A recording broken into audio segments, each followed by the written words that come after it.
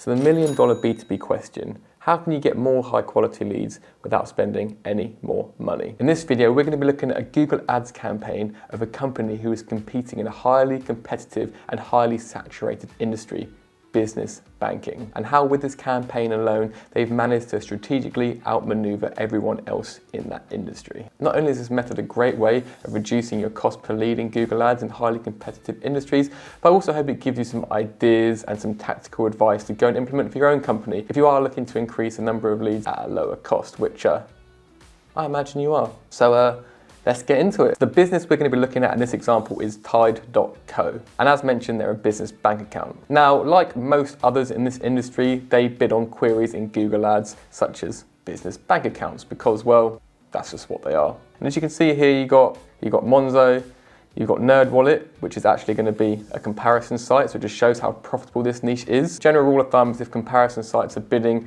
on these types of high intent queries, then you know there's probably going to be a pretty good ROI even for them, which just shows the competitiveness of the industry. And then finally down here we have Tide. We can see loads more ads, including the likes of Revolut, so it just shows that there's a lot of players trying to get on board with this query. And the reason it is so competitive is because it's bottom of the funnel. The person at this point in time is looking to make a decision. So these brands are thinking if we can appear in front of them, there's a good chance that they may choose our brand. That's the pro. The cons are, like in most B2B industries, which are getting quite saturated and quite expensive now, is the fact that one, this query, business banking, even though there's 14.8k roughly searches a month for this term, is around £28, so coming up to £30 per click if you want to appear at the top of page 1. You can also see the top result organically here is Money Supermarket, which is a comparison site, which shows us if Google's ranking the comparison site number 1, then it's probably what they found the user is looking for the most. So therefore, if you're bidding £30 per click to get in front of them as an individual brand, chances are you're not going to have a very high amount of direct response leads come through that and fill out and sign up for a bank account on that one touch point. They probably have a lot more research to do first. And as someone who's gone through this process in the past a few times, I can tell you there's definitely a lot of research, not only the fees and what they offer from an educational perspective, but also the support, the reviews, and mainly a lot of the time how quickly you can open a bank account as well. So to summarize, there's two main issues, not only in this B2B industry, but in a lot of saturated B2B industries, is that the bottom of the funnel is very competitive. And because Google Ads pricing is market-led, so depending on how much people are willing to spend on it, it becomes very expensive to bid on these bottom of funnel keywords. The other issue is B2B buying journeys aren't that linear, and a lot of the time, the person needs to do a lot more research before committing to a B2B solution. So trying to get their call to action to sign up for a bank straight away isn't always going to be the best way forward. In this case, we're looking at a slightly different approach. And this is where the genius of Tide's Google Ads strategy comes in. What they've done is done some research into the mid-funnel. They know a lot of their customers looking to set up a bank account before doing that and looking to register and start a business in the UK. And as we can see here, what they've done now is bid on queries like start a business. If you type in start a business, Tide.co, set up a business in minutes, free company registration. And if we go through to the landing page, we can actually see that their main call to action isn't sign up for a business bank account. It doesn't really mention that. It does in one of the site links and it does secondary on the page. But the main thing is about registering a limited company. So you can go in here, enter your company name, see if it's available. And if you go through the process, they spend the £12 for you to actually register that company on Companies House. And it takes a lot of the headache out of going and doing that manually on the Gov website. They found this pain point gets in the way of people setting up companies, and they've done it for them and made it a very easy process. Better still, what happens when you go through this process, once you've set up your company name and they've registered the company for you, is they offer you a free bank account to be open within 24 hours, which is amazingly helpful, and it's almost a no-brainer because they not only give you and register your company, they pay for it, and then they give you a business bank account with all these benefits.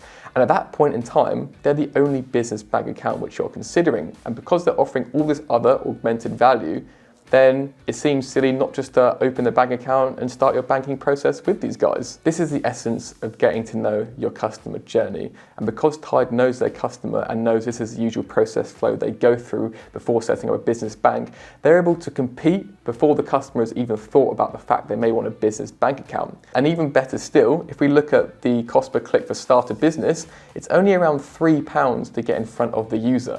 So what happens is Tide can spend that £3 to bid on the click, they can spend the £12 to set them up on Companies House and spend that money for the customer, and it's still half the price of a click for one of the business bank account keywords. What that means is they can offer a lot more value, get a lot more leads, and they're only still paying half the price. So the question is, how can you reduce your cost on the CPC level and the cost per lead level, but then offset some of that money and spend it on the customer to make their lives and their buying journey even easier? I'm in a place here where I can just assume this works really well for Tide, because if you go onto the tide.co landing page for registering a company, you can see it's been optimized through the 9.